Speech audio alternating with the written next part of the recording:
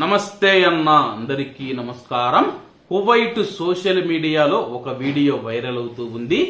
ఎందుకంటే ఆ యొక్క వీడియోలో కువైట్ లోని మహిళల జైలు ఏదైతే ఉందో ఆ యొక్క మహిళల జైలులో అల్లర్లు జరిగాయని చెప్పి మహిళా ఖైదీలు ఎవరైతే ఉన్నారో ఒకరిపైన ఒకరు దాడులు చేసుకుని రెండు గ్రూపులుగా ఏర్పడి దాడులు చేసుకున్నారని చెప్పి సోషల్ మీడియాలో ఒక వార్త వైరల్ గా మారుతూ ఉంది. అలాగే దీనికి సంబంధించి మినిస్ట్రీ ఆఫ్ ఇంటీరియర్ కీలక ప్రకటన చేసింది. ప్రస్తుతానికి చాలా మంది కూడా అయ్యో కువైట్ మహిళల జైల్లో ఇలా మహిళా ఖైదీలు కొట్టుకున్నారని చెప్పి చాలా మందికి గాయాలయ్యాయని చెప్పి ఆసుపత్రికి తరలించినట్లు ఊహాగానాలు వస్తూ ఉన్నాయి. దీనిని కువైట్ మినిస్ట్రీ ఆఫ్ ఇంటీరియర్ ఖండించింది.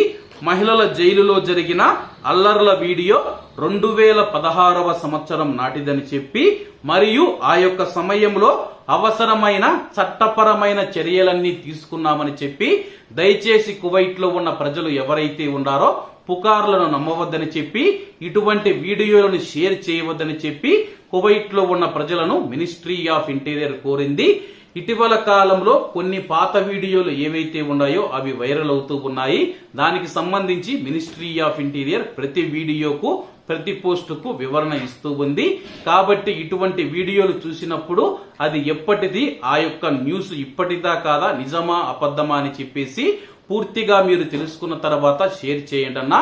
లేకంటే గాని ఏదైతే పుకార్లు ఉన్నాయో అవి వ్యాప్తి చెందే అవకాశం ఎక్కువగా ఉందని చెప్పి అధికారులు తెలుపుతూ ఉన్నారు.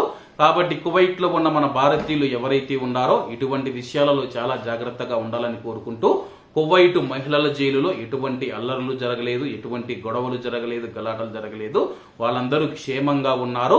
కానీ కొంతమంది మహిళల జైలులో పెద్ద అల్లర్లు జరిగాయని చెప్పి వీడియో షేర్ చేయడంతో ప్రస్తుతం సోషల్ మీడియాలో దీని గురించి మాట్లాడుకుంటూ ఉన్నారు.